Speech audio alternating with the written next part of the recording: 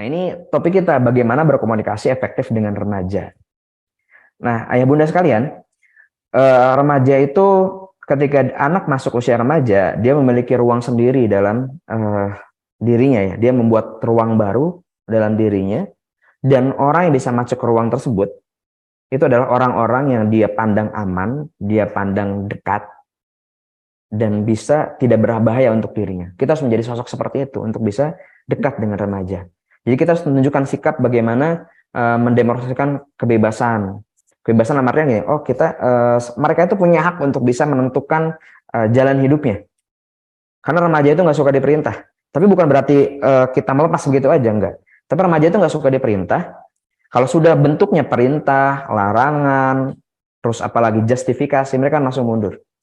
Jadi itu yang menjadi tantangan saya ketika saya menghadapi ratusan remaja santri ya, yang mereka masuk usia remaja, mereka mayoritas sudah balik gitu ya, sudah mulai memiliki ego masing-masing. Nah, saya bermaksud bagaimana bisa mengarahkan mereka. Maka yang harus saya lakukan adalah jangan sampai saya sudah punya frame mereka itu saya itu akan melarang mereka. Kalau sudah punya frame, wah ini Ustadz akan melarang saya, pasti nggak setuju dengan saya, pasti nggak suka dengan pilihan saya. Padahal belum tahu yang mau dibicarakan apa, tapi sudah ada kata seperti itu, maka sudah akan ada blocking, saya nggak akan bisa masuk.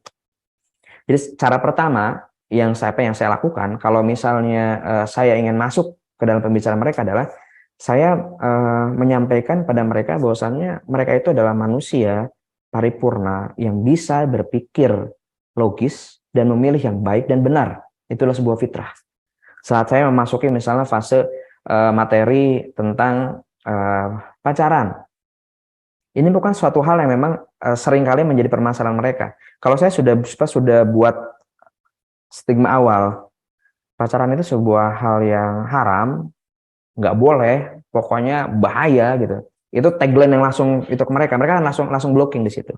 Maka pembukaan saya adalah anak-anak suka sama lawan jenis itu normal atau tidak? Mereka diam gitu, normal atau enggak? Normal saja, tuh normal. Kalau ada yang sampai sekarang usia di sini, apalagi yang usia SMA gitu, belum pernah suka terhadap lawan jenisnya, nah kamu perlu beberapa sesi dengan Ustadz. Ya, mereka itu ya langsung open gitu ya. Wah, berarti nggak dilarang dong. Tapi saya nggak membenarkan tahapan lanjutnya pacaran. Saya hanya bilang itu normal. Jadi mereka terbuka dan mau mendengarkan. Kemudian saya masuk materi, berdiskusi pendapat mereka gitu. Pendapat mereka suka itu kan wajar saya gitu. Terus bagaimana suka yang wajar? Terus mereka menjelaskan. Kita masuk dalam pembicaraan mereka. Kemudian kita memberikan saran. Jadi kayak gimana? Nanti mereka sendiri. Karena mereka juga punya fitrah mengetahui mana yang baik dan mana yang benar. Dan pancing untuk kata-kata benar itu muncul dari mereka. Pancing kata-kata benar dari mereka bebas untuk berekspresi, mereka menyampaikan sebuah kebenaran, kita arahkan, kemudian kita bold di situ. Wah, saya sepakat tuh. Betul gitu. Dan itu selalu efektif gitu. Karena anak nggak tahu, manusia itu nggak mungkin nggak tahu yang mana yang baik, yang mana yang buruk. Tapi jangan sampai kita melabrak dulu egonya. Kalau egonya sudah kita lawan, mereka kan blocking. Itu sangat kental dengan kita orang dewasa ya. Orang dewasa itu, walaupun kita tahu itu kita salah ya, tapi kan kita gengsi. Jadi kalau gengsi kita dulu yang disentuh, kita udah nggak akan bisa menerima. Kemudian kita tetap tenang saat menerima anak yang emosional. Anak itu memang fasenya emosional. Anak-anak itu emosional. Anak remaja itu emosional, masih emosional anak-anak, tapi sosoknya menjelang dewasa gitu. Kalau anak-anak kan emosional, tantrum, bisa kita gendong bawa masuk ke rumah. Anak remaja kan nggak mungkin, tapi emosinya sama gitu. Jadi saat anak marah, menangis, menunjukkan emosi negatif, kita jangan sampai terbawa emosi, akhirnya kita mengadu emosi di situ. Anak marah, kita marah gitu. Anak melawan, kemudian kita lawan kembali gitu. Akhirnya terjadi konflik di situ dan anak akhirnya blocking. Kemudian coba tunjukkan kita minat dengan ketertarikan mereka. Kita coba masuk ke dunia mereka. Kalau kita nggak bisa seperti itu, akan ada gap. Kita beda dunia gitu kan. Walaupun memang fase kita berbeda ya. Misalnya ya alhamdulillah fase saya mengalami fase hampir semua ya. Fase dari masa mesin ketik sampai sekarang sudah tablet gitu ya. Fase belum ada itu yang dikenal internet sampai sekarang. Tapi kan ada juga fase-fase di mana orang tuanya belum pernah mengalami apa yang anak-anak sukai sekarang. Anak-anak sekarang misalnya suka TikTok gitu ya. Nah, TikTok itu kan bagi kita, seringkali kita lihat TikTok itu banyak hal yang negatifnya ya. Tapi kondisinya ketika anak menunjukkan ketertarikan pada TikTok, kemudian kita nggak suka, kita blocking, kita larang, kita nggak akan bisa melarang anak itu secara utuh. Dia bisa melakukan di tempat lain. Tapi harus kita tertarik dengan itu. Oh, apa sih? Nah, dia anak itu apa sih? TikTok itu apa sih, Kak? Atau misalnya mereka buka web yang isinya tulisan-tulisan atau isinya novel-novel, itu apa sih, Kak? Ini menjelaskan gitu. Ketika mereka sudah menjelaskan, kita masuk dekat dengan mereka, kita sudah berada dekat dengan mereka, kita akan mudah mengarahkan. Kita pancing pendapatnya, kita arahkan. Nah, tapi kalau kita sudah menunjukkan itu nggak boleh, dilarang, pokoknya wah itu negatif banget. Anak akan menutup ya, nggak akan membiarkan kita masuk dalam ruang itu, dan kita nggak tahu apa yang mereka lakukan di ruangan itu, ruangan pikirannya. Karena kita nggak akan bisa mengawasi mereka 100%. Tapi kalau kita terbuka, kita tertarik, mereka akan terbuka dengan kita. Kemudian kita menghargai privasi anak. Anak remaja itu menjelang dewasa, dia sudah merasa memiliki privasi, batasan-batasan yang harus dijaga, dan kita harus menghormati itu. Ada privasi di mana seperti tadi, mereka punya ruang sendiri. Itu yang saya bilang, kenapa mereka ruang sendiri, mereka punya privasi.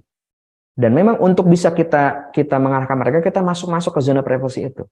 Tapi kita harus menghargainya dengan sikap kita yang memandang mereka manusia dewasa.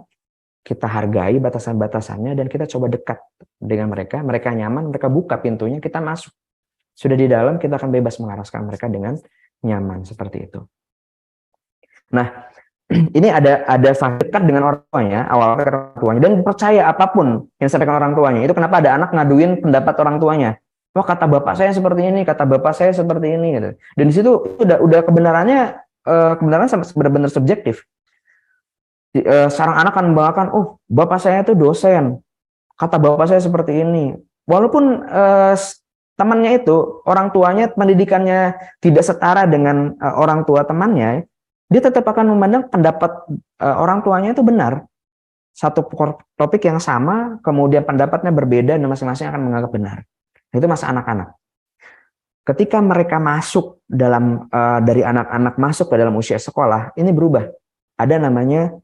Ada guru yang hadir di situ. Dan berganti. Sosok paling benar itu adalah gurunya, bukan orang tuanya.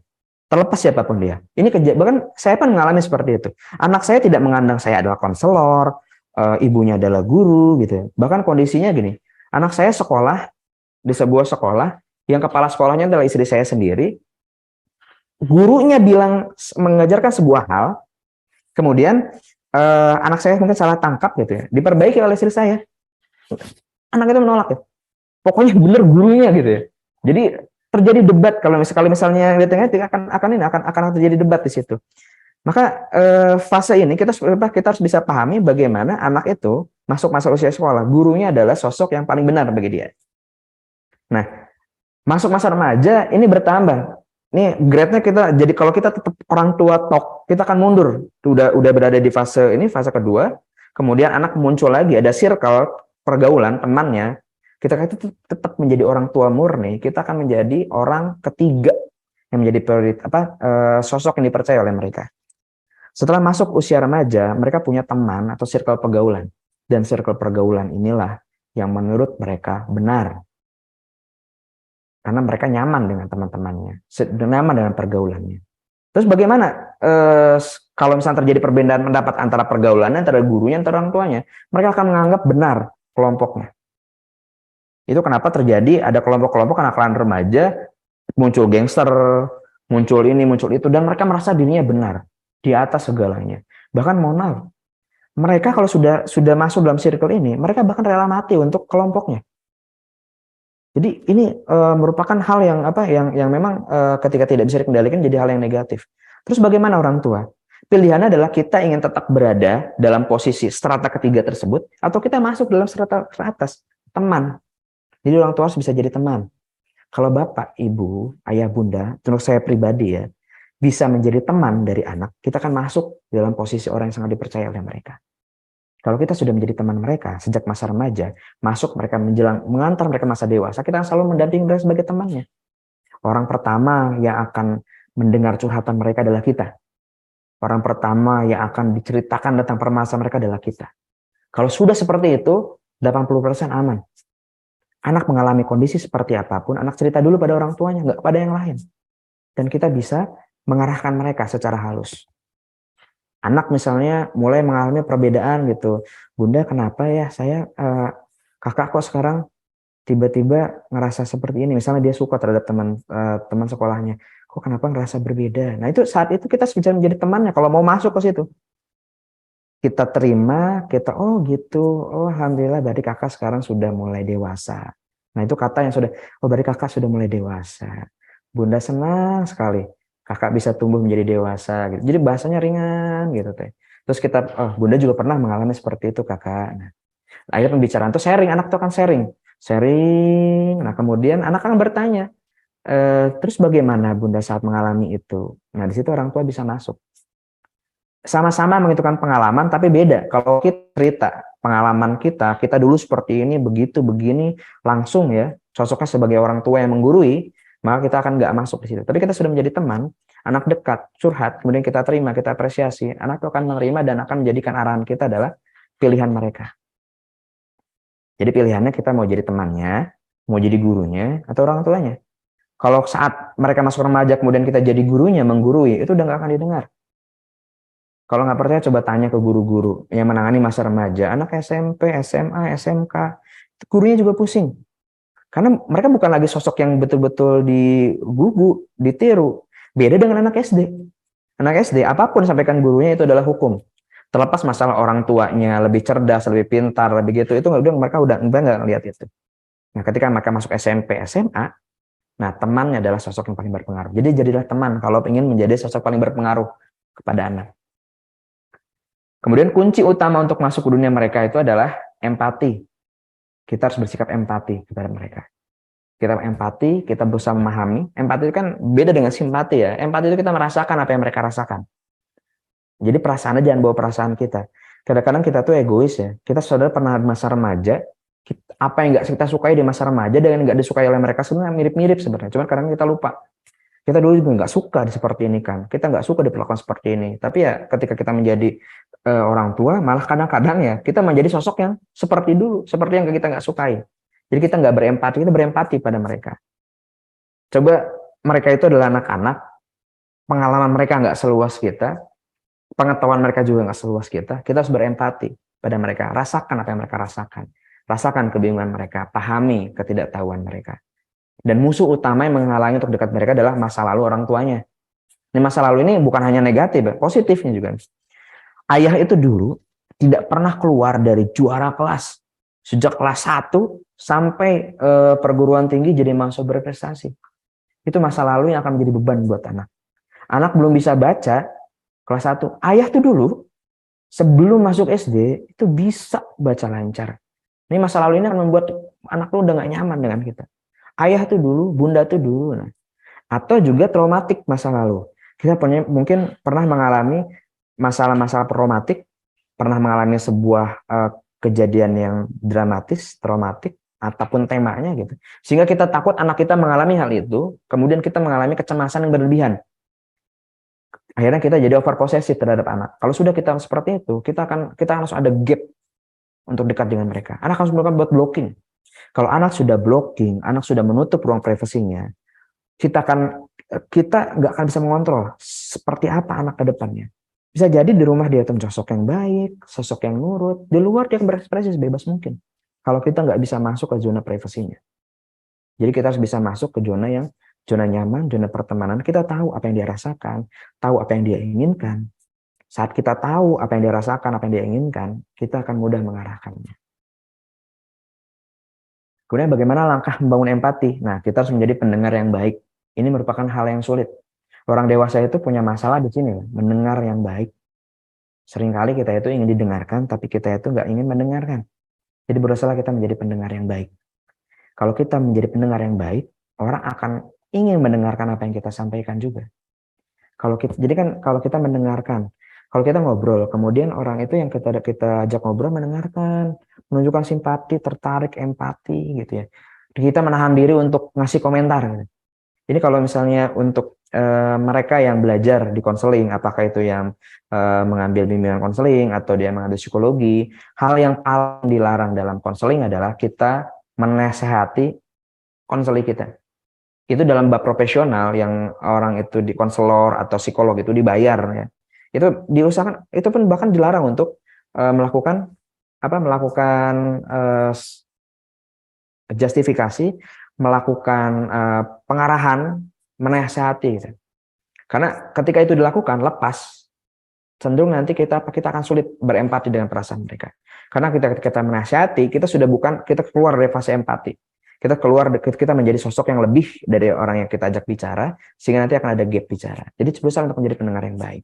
Anak bercerita, dengarkan.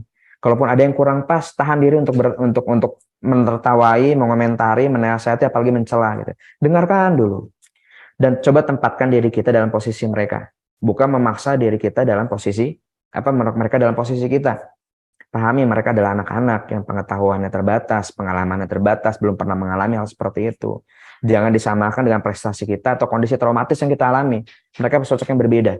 Hidup dalam dunia berbeda, kondisi berbeda. Masing-masing punya potensi sendiri-sendiri. Ada kondisi di mana orang tuanya itu dua-duanya adalah sosok yang percaya diri.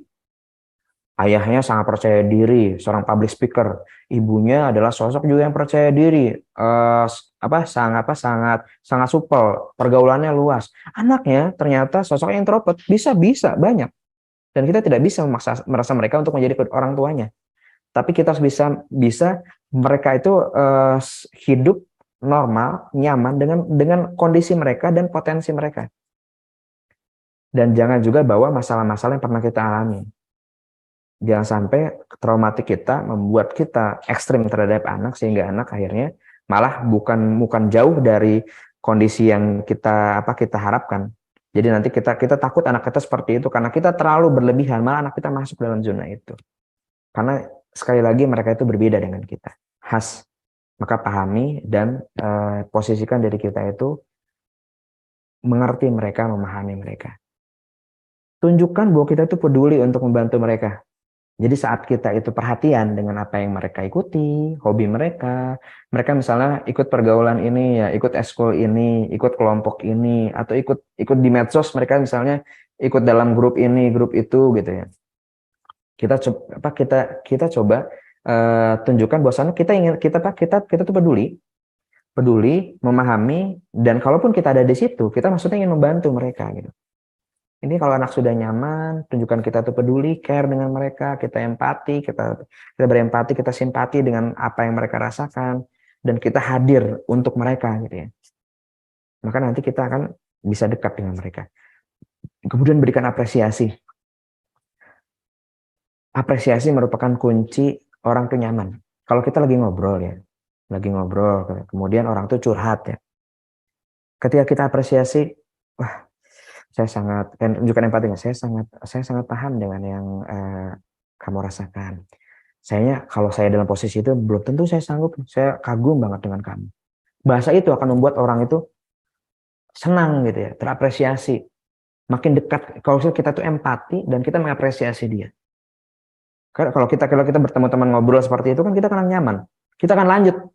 Tapi kalau misalnya sudah kita curhat kemudian ya cuman masalah gitu doang. Saya tuh mengalami seperti ini, nggak ada apa-apa. Nah, kalau udah gitu responnya, orang akan langsung nutup. Tidak akan ada lagi. Nah, kemudian jauhi judgment. Jangan sampai kita menjustifikasi.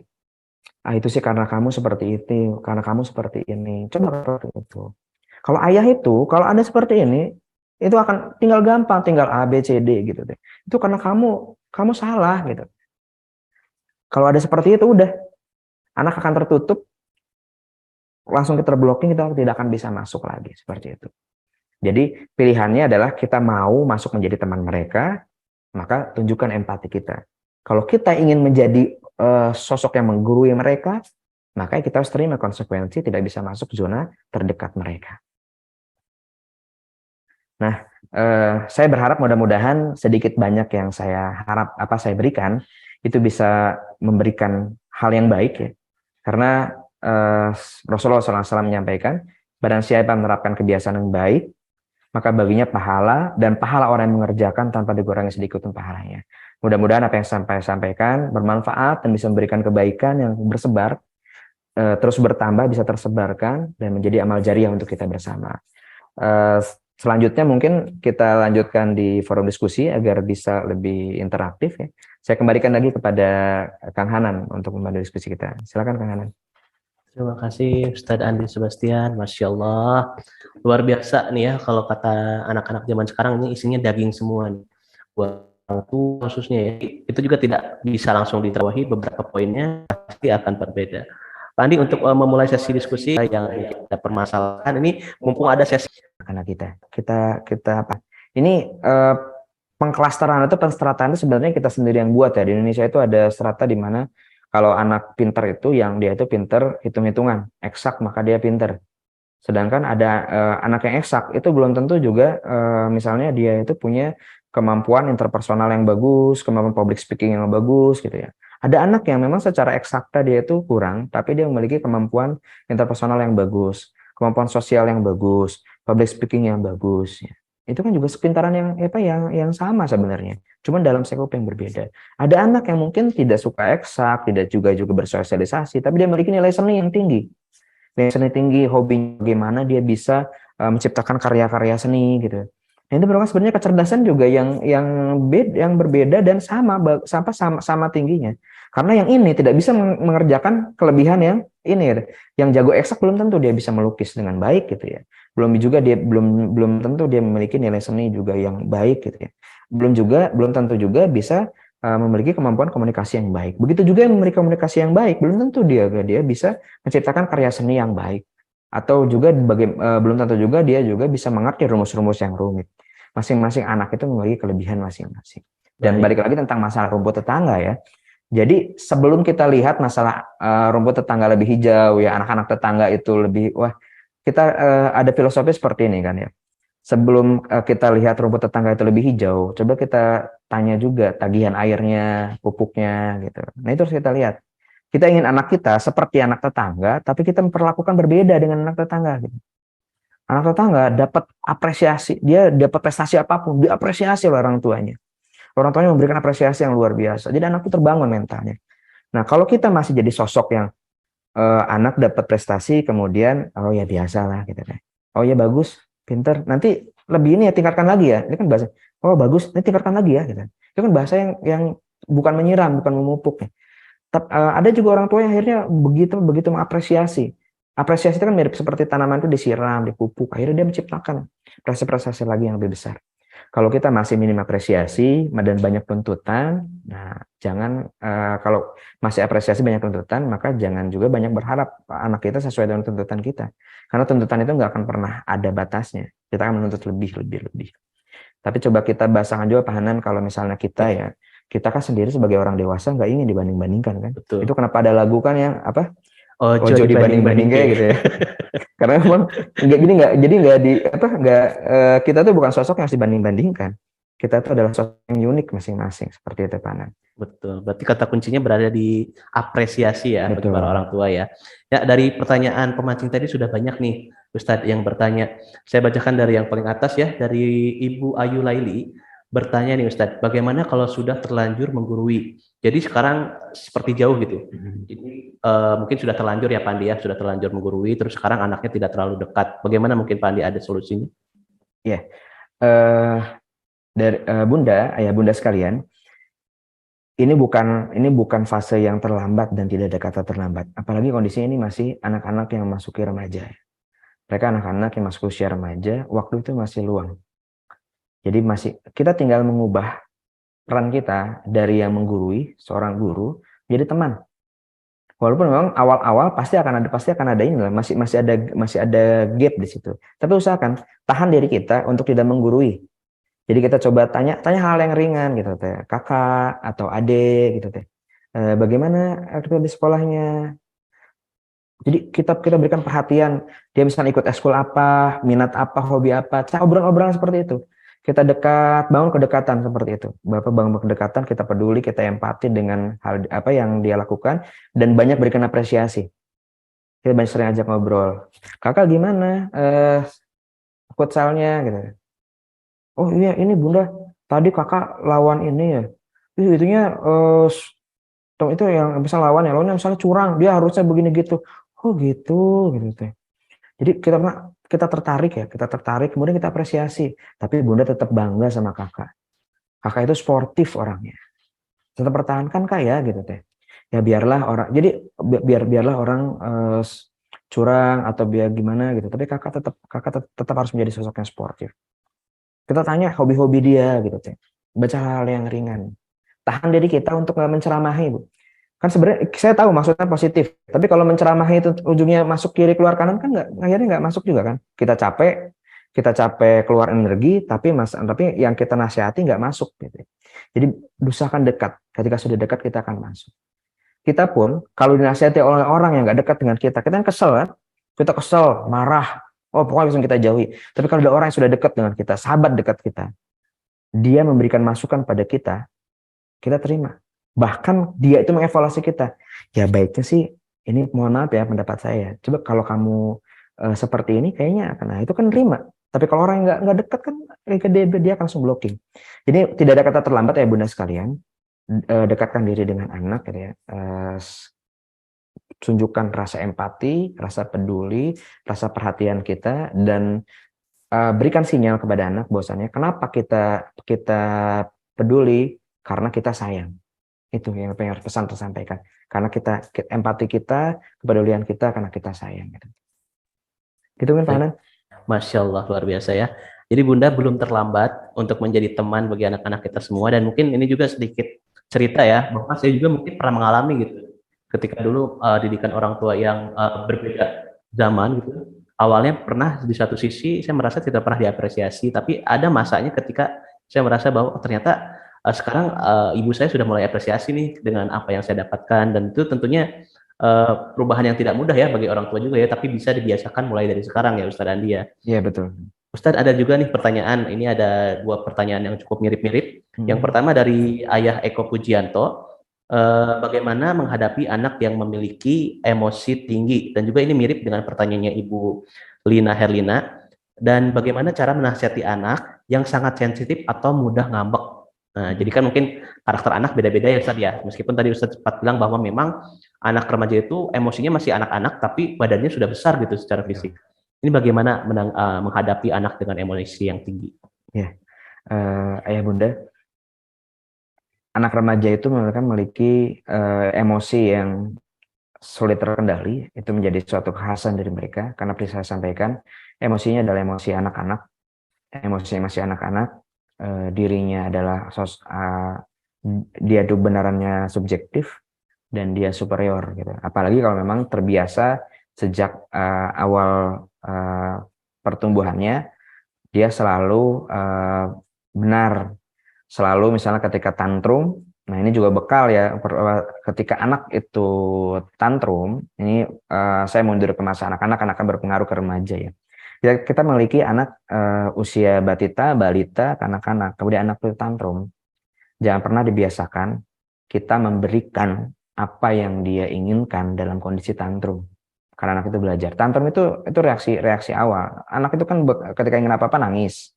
Ketika sudah bergerak ngamuk. Kalau masih belum bisa ngapa-ngapain nangis. Terus dapat, dia nangis, dia dapat, dia nangis, dia dapat. Ketika sudah bisa bergerak, dia akan mulai berekspresi. Dan anak itu belajar.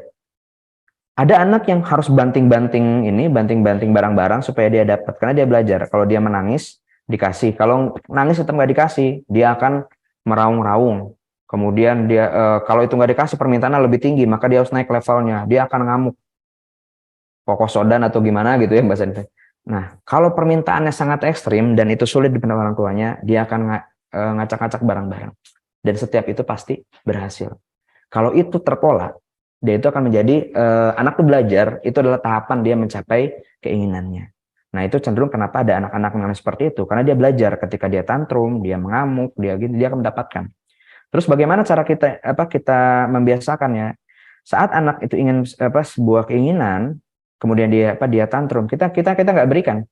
Kita nggak berikan, tapi juga nggak kita marahi, kita nggak berikan sampai emosinya lepas gitu ya. Sampai sudah tenang, karena kenapa kita langsung berikan, karena kita kan malu ya. Nanti anak kamu capek, sudah tenang, dia diem gitu. Adek mau apa? Adek kan sebenarnya cuma mau ini aja gitu. Gini gitu. Oh ya boleh, tapi mintanya baik-baik deh ya. Kalau baik-baik, ayah bunda akan kasih. Kalau kayak seperti tadi, ayah bunda nggak suka, ayah bunda nggak akan ngasih kalau adik marah-marah kayak tadi, dan kita berikan dia dalam keadaan tenang, kondusif, dan dia meminta dengan baik-baik. Anak belajar akhirnya. Kalau seperti kalau saya marah-marah, kalau saya ngamuk malah nggak dapet. Tapi ketika saya itu bersikap baik, saya dapat seperti itu. Dan itu anak-anak akan terbentuk. Nah, kalau sudah dewasa, sudah remaja seperti apa? Jadi ayah bunda, ketika anak emosi, biarkan emosinya lepas dulu. Ketika emosinya lepas, sudah emosinya lepas, dalam artian lepas itu bukan berarti yang dia bebas bertindak destruktif. Dia marah-marah, kita diam sampai energinya sudah lepas gitu. Kakak sudah, nah gitu. Ayah paham atau bunda paham apa yang kakak inginkan atau kakak rasakan. Nah, mulai dari kata seperti itu, kemudian kita masuk mengarahkan. Anak tenang, kemudian kita masuk. Tapi kalau sudah anak marah-marah, ngamuk-ngamuk, kita ngamuk-ngamuk, akan bentrok di situ, ya sudah bubar. Nggak akan ada yang sampai ke situ. Gitu ayah bunda sekalian, mudah-mudahan bisa tertangkap dan bisa bermanfaat. Oke, itu dia dua pertanyaan ya tadi ya sudah dijawab tentang bagaimana menghadapi anak yang emosi dan juga sedikit tambahan sikap preventif dari kecil Pak Andi ya. Ya betul. Ustaz Andi jangan dibiasakan bahwa ketika tantrum untuk diberikan apa keinginannya. Jadi untuk Ibu Lina dan Ayah Eko mungkin sudah terjawab ya. Kalau sudah dewasa terlanjur, biarkan dulu emosinya keluar, baru dikomunikasikan dengan baik. Pak Andi, ada lagi nih pertanyaan dari Ibu Lina Herlina nih. Saya orang tua dari Nur Syaifah, santri Jalan Sagak. Mau minta saran bagaimana cara kita menahan diri untuk tidak gampang mengkritik anak. Kan kalau misalnya ibu ya terutama ya udah naluri ya kalau misalnya lihat kesalahan dikit pengen dikoreksi gitu. Nah kalau misalnya dari segi psikologis bagaimana Pak Andi? Iya, itu memang ini tantangan yang sering kali kita alami ya. Tidak sedikit juga yang memang profesinya guru atau mungkin profesinya konselor itu sulit untuk menahan hal ini. Apalagi kalau hubungannya dengan anak ya, kita greget, kita ingin komentari, kita ingin marahin gitu ya.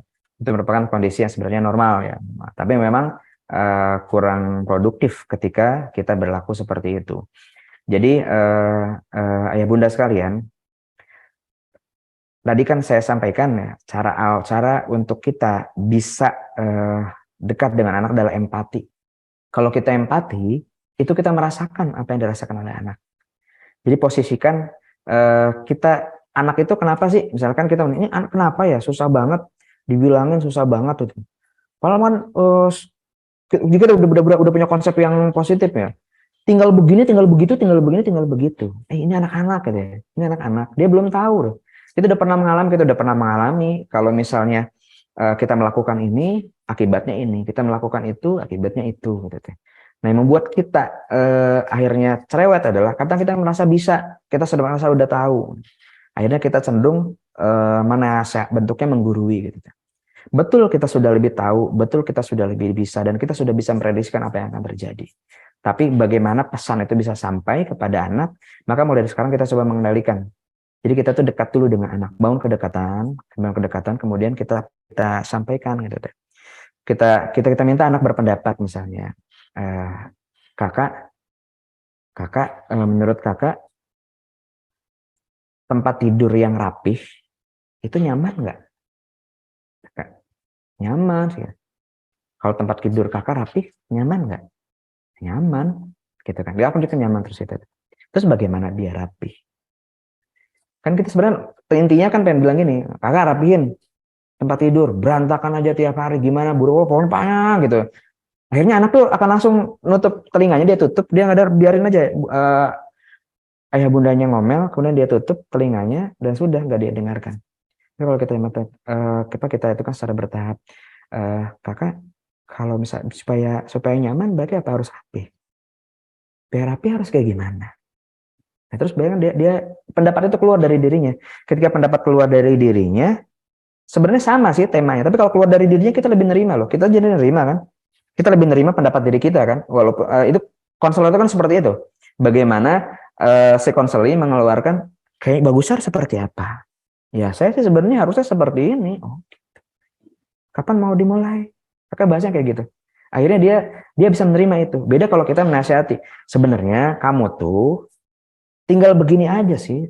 Tinggal bangun tidur, langsung rapihin, susunnya di sini, posnya di sini kan Bunda udah ajarin. Nah, itu kan temanya sama sebenarnya. Tapi cara penyampaian berbeda, hasilnya beda. Gitu. Jadi biasakan diri kita untuk paham ya, paham anak ini anak-anaknya. Terus tunjukkan rasa empati kita dan buat solusi itu muncul dari mereka. Ya. Seperti itu. Luar biasa ya. Jadi salah satu lagi nih rahasia dari anak-anak remaja itu sebenarnya mereka tidak suka disuruh ya Pak Andi ya. Kadang mereka ada inisiatif tapi kalau disuruh jadi males gitu. Apa jangan-jangan saya masih remaja ya? Gitu. Oke, Pak Andi masih ada beberapa pertanyaan bagus ya, pertanyaan yang bagus sekali nih. Yang pertama dari Bapak Tema Rismansyah. Mohon pencerahannya, saya pernah membaca mengenai 3 tahapan dalam mendidik, memperlakukan anak ya. Yang pertama di usia anak-anak perlakukan sebagai raja. Yang kedua di usia remaja perlakukan seperti tawanan. Lalu yang ketiga di usia dewasa jadikan sebagai teman. Sedangkan tadi disampaikan bahwa di usia remaja ini anak tidak suka dikekang. Nah, mungkin kalau boleh merangkum pertanyaannya gimana sih maksudnya menjadikan tawanan sementara anak-anak itu tidak suka dikekang gitu Pak Andi? Iya. Silakan Ustaz. Iya, Bunda. Pendapat itu kan berbeda-beda ya. Pendapat itu berbeda-beda. Jadi ada yang membuat fase itu fase anak-anak penuh dengan aturannya.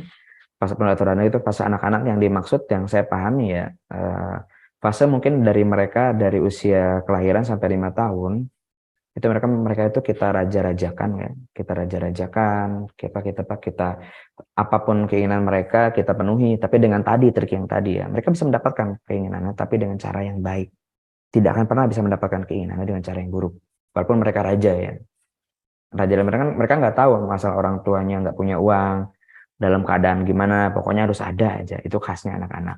Dan kita coba penuhi. Kemudian masuk fase di mana masuk usia sekolah. Dari masa usia masuk sekolah di TK sampai dia SD. Di situ anak sudah mulai tahu aturan. Yang tadinya dia tidak punya tanggung jawab, kita mulai bebani tanggung jawab. Mengikuti semua aturan yang kita berikan. Anak belajar aturan di situ. Belajar aturan, harus mengerjakan PR, kita buat aturannya. Kalau menggunakan handphone boleh, ada beberapa orang tua yang menggunakan handphone itu boleh, tapi ada aturannya, batasan aturan. Jadi mereka itu dibatasi gitu, dibatasi dan mengikuti aturan sudah dibuat oleh keluarga. Dan usahakan saat itu posisinya kan sebenarnya tawanan dalam artian mungkin ada aturan harus mereka ikuti. Tapi sejatinya kan ini juga balik kepada hati. Apakah memang ketika kita diperlakukannya betul-betul sebagai real, sebagai seorang napi kan enggak ya. Jadi kan ada aturan itu baiknya disepakati bersama. Jadi kita buat aturan itu bersama. Ada keluarga yang membuat aturan itu bersama, kesepakatan bersama. Muncul dari anak, ada aturannya seperti ini gitu. Kita sepakati ya pokoknya yang nyuci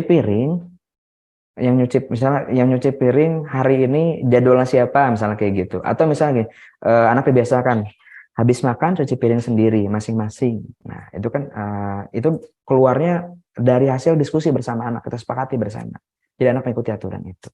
Ketika masuk usia remaja itu ketika sudah masuk ke kelas 6 naik ke atas, nah itu masuk ke usia remaja, cara memperlakukan mereka sebagai orang yang didikte oleh kita itu sudah akan kurang tepat. Mereka akan melawan. Dan ngelawannya beda lagi loh. Kalau anak kecil melawan sama kita didiemin, mereka nyerah. Kalau remaja apalagi dewasa, mereka melawan sama kita dilawan, bentrok. Mereka bisa hilang dari kita. Bisa pergi kan? Nggak percaya lihat aja di jalanan. Di jalanan itu banyak anak-anak ya yang nggak mandi berminggu-minggu gitu. Kemudian pakaian nggak jelas gimana, kemudian mereka bergaul bebas, nggak ada aturan. Mirip ya nggak ada aturan-aturan yang ini. Rata-rata mereka kan pasti mereka punya orang tua, punya rumah. Tapi mereka berada di sini, mereka lebih nyaman diterima oleh kelompoknya dan mereka nggak nyaman dengan orang tuanya. Konflik bubar, mereka pergi. Nah kita tidak ingin seperti itu. Kalau remaja sampai dewasa kita perlakuan seperti itu, dia akan keluar, dia akan flight akhirnya kemana gitu ya, dan kita sudah nggak bisa menjangkaunya lagi. Jadi saat dia masuk ke usia remaja, hargai dia, privasinya dia, pahamkan dia, kita berempati dengan dia, nanti kita menjadi temannya dia. Saat kita menjadi temannya dia, sampai dewasa kita akan jadi teman. Orang tua yang seperti ini, sampai anaknya mau nikah aja, itu anaknya nempel pada orang tuanya, kayak nanti harusnya gimana ya atau gimana. Nah, itu menunjukkan dia tuh dekat dengan orang tuanya. Jadi ciptakan seperti itu. Mungkin seperti itu, Pak. Mudah-mudahan membantu. Baik. Jadi mungkin bisa diterapkan ya pola umurnya tadi, dan juga sesuai dengan perkembangan otak ya. Waktu jadi seni tawanan mungkin sudah diberitahu bagaimana aturan-aturan gitu dalam kehidupan, dalam di rumah seperti apa. Semoga menjawab ya ayat tema respons ya. Ustadz nih ada pertanyaan juga dari ayah Ahmad Zaki nih. Assalamualaikum Ustadz, bagaimana caranya untuk menumbuhkan rasa percaya diri kepada anak? Mungkin kita mengenal ada beberapa karakter anak yang pemalu atau lebih tertutup atau mungkin introvert. Nah, kita tidak tahu ya apakah dia di luar percaya diri atau tidak, tapi orang tuanya ingin mencoba untuk gimana sih cara menambahkan percaya diri pada anak. Silakan Ustaz. Ya. Rasa percaya diri itu kita dapatkan dari banyaknya keberhasilan. Kita tahu itu berhasil atau tidak dari apresiasi. Kan kita merasa percaya diri ketika kita dapat apresiasi positif. Contoh saya ya, saya misalnya di sini tampil memberikan tampil berbagi kepada ayah bunda sekalian. Kemudian setiap saya tampil, saya selalu dikritisi, nggak ada bagus-bagusnya. Harusnya begini, harusnya begini, harusnya begitu. Kepercayaan diri saya akan langsung turun, ke depan saya nggak mau lagi. Anak seperti itu. Anak itu sebenarnya punya anak itu merasa dirinya minder, itu merupakan gejala normal. Saya pun mengalami seperti itu. Dulu entah kenapa ya, saya itu ketika masuk usia SMP, saya sering berada di depan kaca, kemudian saya melihat, kok saya jelek banget ya, beda sama teman itu. Saya berpikir real, saya kok jelek banget ya, kenapa teman-teman saya pada ganteng-ganteng gitu ya, kok jadi nggak pede gitu, kok saya nggak punya kelebihan apa-apa ya. Itu hal yang dialami oleh remaja. Terlepas itu real atau tidak, sebenarnya kan permasalahan bukan pada kondisi asli kita, tapi pada penilaian diri kita. Sebenarnya tadi di materi sebelum saya sampaikan konsep diri positif. Ketika seorang punya konsep diri positif, masalah kondisi dia seperti apa, fisiknya seperti apa, prestasi berapa udah nggak masalah. Anak dibully itu bukan masalah badannya kecil atau besar. Saya sampaikan itu kepada anak-anak didik saya. Bully itu bukan melihat badan besar, badan kecil, tapi orang itu konsep dirinya positif atau tidak, percaya diri atau tidak.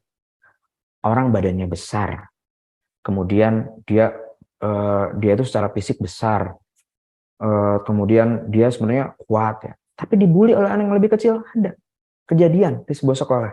Kenapa seperti itu? Yang ngebully itu lebih percaya diri dibandingkan yang dibully. Jadi kepercayaan diri itu memang faktor yang penting. Kepercayaan diri muncul dari mana? Dari prestasi. Prestasi itu muncul dari mana? Apresiasi. Segala sesuatu itu bisa dijadikan prestasi ketika kita apresiasi. Apakah kita sudah sering mengapresiasi semua hasil-hasil yang anak lakukan? Sebenarnya berbagai hal bisa kita apresiasi kan. Anak misalnya melakukan hal yang mungkin menurut kita sepele, berikan apresiasi. Ayah bangga sama kamu. Jadi misalnya saya menyampaikan kepada putri saya gitu ya, dia itu masih SD, tapi berhubung dia punya adik berturut-turut yang ini ya, dari balita sekarang punya batita ya, dia jadi banyak ngasuh anaknya gitu ya, ngasuh adiknya, anak saya itu adiknya gitu ya. Dia gendong bayi ya sambil ngasuh adiknya yang 4 tahun gitu ya. Di situ kan sebuah hal yang perlu kita apresiasi. Wah, ayah itu Abi bangga banget sama kakak. Yang lain kayaknya nggak ada yang kayak kakak ada ya. Jadi kakak tuh udah bisa ngasuh dede, ngasuh bayi, dan punya kita berikan apresiasi. Akhirnya yang dilakukan oleh putri saya itu dia lebih ini lagi. Dia jadi bisa tiba-tiba dia ingin mandiin, ingin itu, dan akhirnya dia menjadi lebih ahli dibanding uminya. Luar biasa. Jadi lebih dekat. Jadi apresiasi itu membuat anak itu semakin ingin menunjukkan. Saya menunjukkan, dia akhirnya menjadi percaya diri, saya menunjukkan prestasinya. Untuk berbagai macam hal yang kecil sampai yang besar.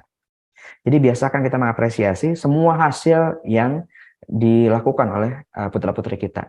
Hatta dia ikut kompetisi kemudian kalah, jangan pernah membahas kekalahannya, tapi bahas bagaimana ia bisa fight dalam pertandingan itu, dalam kompetisi itu, dan jadikan dia adalah juara di rumah kita. Selalu seperti itu. Kalau konsep diri sudah positif, orang konsep diri positif mau diejek seperti apa udah nggak mempan. Saat dia remaja, dia bisa terbangun konsep diri positif, banyak diapresiasi, dia bangga dengan dirinya, dia menilai dirinya positif. Setelah dia masuk dewasa, mau diejek seperti apapun enggak. Apalagi sekarang fenomenanya banyak kan. Orang yang percaya diri adalah orang yang bisa famous. Banyak kok nggak ganteng, tapi ternyata terkenal gitu ya. Orang-orang ngefans ke dia. Ada juga yang misalnya memiliki, mohon maaf, misalnya keterbatasan fisik, tapi kemudian dia percaya diri, konsep dirinya positif, akhirnya dia banyak pengagumnya. Followernya bisa sampai jutaan gitu, seperti itu. Itu menunjukkan konsep diri positif itu sangat sangat penting, dan konsep diri positif berawal dari apresiasi positif dari orang tuanya. Allah alam. Masya Allah, berarti kembali lagi ke apresiasi ya. Dari mulai hal yang sederhana ya Bunda ya. Dan tentunya di sini banyak juga ya Bunda mungkin mengalami hal-hal yang seperti tadi ya, sehari-hari. Boleh juga nih tadi ditanyakan. Kita masih ada waktu, Andi, kita akan sedikit pertanyaan lagi ya. Yang pertama dari Bunda Salma Fajatunisa. Bagaimana cara komunikasi jika anak di remaja ini mondok atau pisah dengan orang tua? Sementara sebelumnya pembinaan masih belum melakukan seperti yang disampaikan. Jadi sudah terlanjur mau mondok nih Pak Andi. Kira-kira bagaimana pola komunikasinya? Begitu, Ustaz, silakan. Ya, bismillah. Saat anak mondok, ini muncul sebuah peluang bagi ya bunda sekalian. Kadang gini loh, saat deket itu cuek. Saat itu cuek, merasa biasa. Tapi saat nggak ada, itu rindu. Itu kan hal-hal yang memang muncul normal. Gitu. Jadi anak itu akan rindu, bisa ketemu tiap hari sama orang tuanya, sama bundanya. Ketika nggak ada, seringkali malah gini ya, kalau di rumah itu bosan banget dimarahin sama bunda gitu. Tapi ketika bundanya nggak ada, jadi kangen. Nggak ada yang marahin, nggak ada yang gini, nggak ada yang inget, dia inget. Dan di sini kan ada masa di mana masa yang sedikit tapi sangat berkesan dan sangat efektif. Yang penting itu kan bukan intensitas tapi kualitasnya ya. Nah ini ada masa di mana anak-anak itu setiap pekan dia harus menghubungi orang tuanya, bisa menghubungi orang tuanya. Ini merupakan masa yang salah satu kesenangan yang tidak ternilai bagi santri. Setiap akhir pekan dia bisa menghubungi kedua orang tuanya. Hal yang tadinya menjadi biasa di rumah jadi luar biasa di sini. Ketika menghubungi dia akan bercerita berbagai macam hal yang dialami. Dan situ adalah masa di mana kita mengapresiasi, kita bersimpati, kita berempati, berikan dia support. Semua prestasi dia kita apresiasi, semua misalnya permasalahan dia kita dengarkan, kita berempati gitu. Kita hibur, setiap tangisan dia gitu, tangisan dia, haru dia gitu. Itu akan berikan rasa empati kita gitu ya. Nanti ayah bunda akan merasakan bagaimana yang tadinya anak ini cuek-cuek aja itu jadi sangat bergantung ke kita ketika jauh. Gunakan hal ini. Nah jangan sampai sudah ada di rumah belum dekat, ketika sudah di luar juga bentuknya masih dibawa. Sudah mana jarang menghubungi, jarang waktu untuk bisa komunikasi. Ketika sudah komunikasi, bahasan tentang kakak gimana nilainya. Kok bunda tanya ke wali kelas, katanya kakak suka tidur ya di kelas ya. Bentuknya udah seperti itu, udah langsung blocking. Kita evaluasi terus. Gitu. Jadi ini merupakan fase yang sangat bermanfaat ya. Saat anak jauh, anak muncul rasa rindu, rasa butuh pada orang tua, setiap momen yang sedikit itu berikan apresiasi. Dan saat waktu kunjungan, jadikan itu adalah waktu yang berkesan. Hanya sedikit tapi berkesan. Dan selalu berakhir mengesankan gitu ya. Jadi pertemuan dengan orang tua adalah sebuah hal yang dirindukan, bicara dengan ayah bunda sesuatu yang dirindukan. Ini merupakan fase yang sangat bagus, momen yang sangat bagus untuk bisa membangun kedekatan dengan anak. Allahu a'lam. Baik, luar biasa jawaban sangat bagus sekali ya dari Ustadz Andi nih yang sudah berpengalaman bertahun-tahun mendidik konseling mungkin anak-anak di Ashifa ya. Sebentar lagi ayah bunda juga merasakan bagaimana rindunya orang tua ya ayah bunda kepada ananda, begitu juga anandanya. Kalau melihat saya kan tinggal di lingkungan asrama anak-anak juga gitu, melihat kalau di akhir pekan mereka telepon nyari space yang khusus gitu untuk telepon bundanya. Kayaknya itu saya jadi iri gitu, bagaimana itu menjadi sebuah kesempatan bagi ayah bunda untuk lebih bonding lagi ya sama anak-anaknya di boarding school. Pak Andi atau Ustadz Adi, kami ada satu pertanyaan lagi mungkin ya yang terakhir dari Ayah Fadli Besa Putra. Ini mungkin agak pelik ya Pak Andi ya, sedang tren juga nih. Bagaimana tips and trik menangkal Ghazwul Fikri mengenai LGBTQ ataupun penyimpangan lain yang sangat gencar dihembuskan melalui media dan sangat mudah diakses oleh anak saat ini. Dan mungkin yang terbaru-baru ini kita banyak sekali berita tentang LGBTQ yang semakin gencar digembor-gemborkan oleh negara non-muslim ya, atau non-Islam. Bagaimana Pak Andi? Silakan. Ya, bismillahirrahmanirrahim. Ayah bunda sekalian, memang ini tantangan besar kita di era komunikasi yang bebas. Jadi kita tidak bisa menghalangi anak-anak kita untuk tidak terpapar dunia luar, terutama media sosial. Semakin kita larang, anak semakin akan penasaran. Yang perlu kita lakukan adalah bagaimana kita membangun imunitas mereka. Dan imunitas mereka itu bisa terbangun ketika mereka itu bisa dekat dengan kita. Hal pertama, LGBT itu dalam sudut pandang psikologi ini merupakan penyakit mental dan sangat mudah menular. Permasalahan bukan hanya di anak, permasalahan itu bahkan di kita. Kita yang ini sudah berkeluarga itu bisa kena mudah. Saya pernah dapat klien langsung ini, dia menjadi seorang gay. Kondisinya dia itu punya anak istri. Kapan dia menjadi gay? Baru-baru saja. Dari apa? Teman kerjanya. Sering dinas bareng, satu tim, sering dinas bareng, pergi keluar kota kemana-mana untuk menghemat, akhirnya tinggal satu kamar. Kan lumayan ya. Yang satunya lagi bisa dipakai untuk jajan, buat oleh-oleh gitu ya. Akhirnya mereka bareng. Ternyata temannya ini adalah seorang gay gitu. Di situ lama-kelamaan kedekatan itu membuat dia akhirnya terpengaruh dan dia kurang bisa afirmasi, kurang bisa bersikap dia kurang bisa dia itu memberikan penolakan. Jadi lama-lama kan gak enak ya, diajak tinggal bareng satu kamar gak enak. Oh iya juga ya, tinggal bareng lama-lama gitu kan nyaman, ngobrol nyaman bareng simsalabim dia jadi seorang gay. Sampai saat ini, ketika muncul seperti itu, jadi bahaya itu bukan hanya karena anak kita juga gitu. Nah, bagaimana kita bisa membangun imunitas tersebut? Jadi bagaimana kita bisa membangun asertif, tadi saya lupa. Bersikap kurang bisa bersikap asertif. Jadi kenapa kejadian terjadi, dia tidak bisa bersikap asertif, memberikan penolakan karena rasa nggak enak. Nah, anak perlu dilatih untuk bersikap asertif. Anak secara fitrahnya nggak akan ada yang suka dengan LGBT.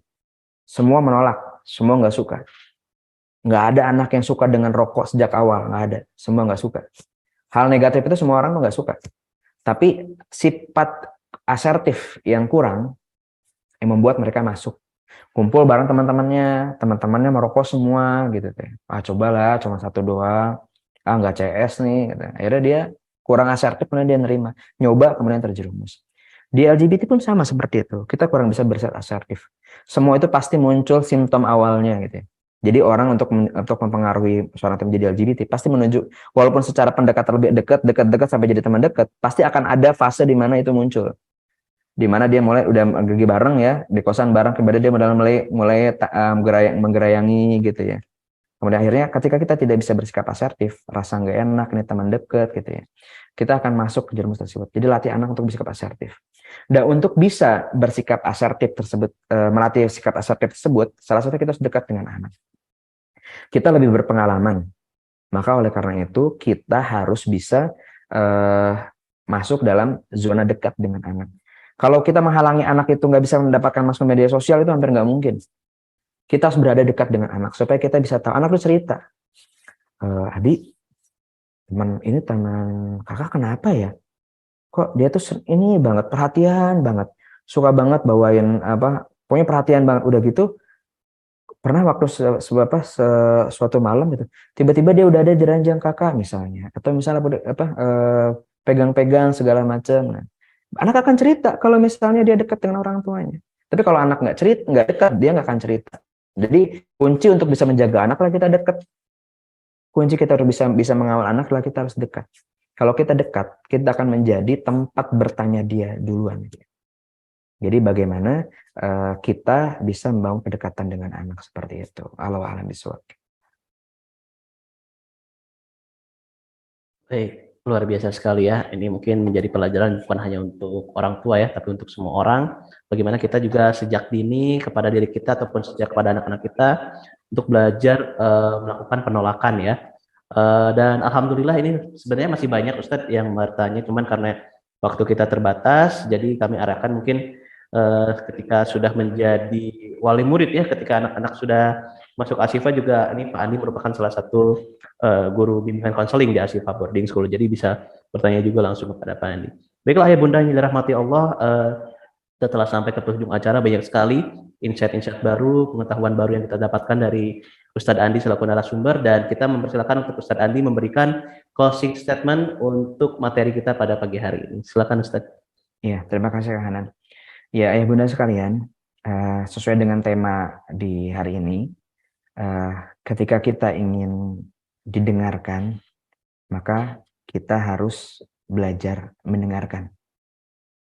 Jadi ketika kita berbicara ingin didengarkan, maka kita harus bisa membiasakan mendengarkan anak kita yang berbicara. Karena sebuah hubungan yang timbal balik itu akan menimbulkan sebuah kondisi yang harmonis. Belajar untuk mendengarkan agar kita didengarkan, belajar untuk memahami kondisi anak kita yang berbicara agar kita pun didengarkan saat kita berbicara. Jadilah sosok teman dari anak-anak kita, bukan sebagai sosok guru dari anak-anak kita. Sudah yang berfungsi sebagai guru di sekolahnya masing-masing. Maka tugas kita adalah menjadi teman bagi mereka. Ketika kita jadi teman, kita akan menjadi sosok paling dekat. Ketika itu menjadi sosok paling dekat, kita akan menjadi tempat pertama bagi anak-anak kita atas setiap kondisi yang dia alami. Allah a'lam bishawab. Alhamdulillah, kami ucapkan terima kasih banyak kepada Ustadz Andi Sebastian yang telah luar biasa memberikan banyak sekali ilmu-ilmu baru untuk kita semua.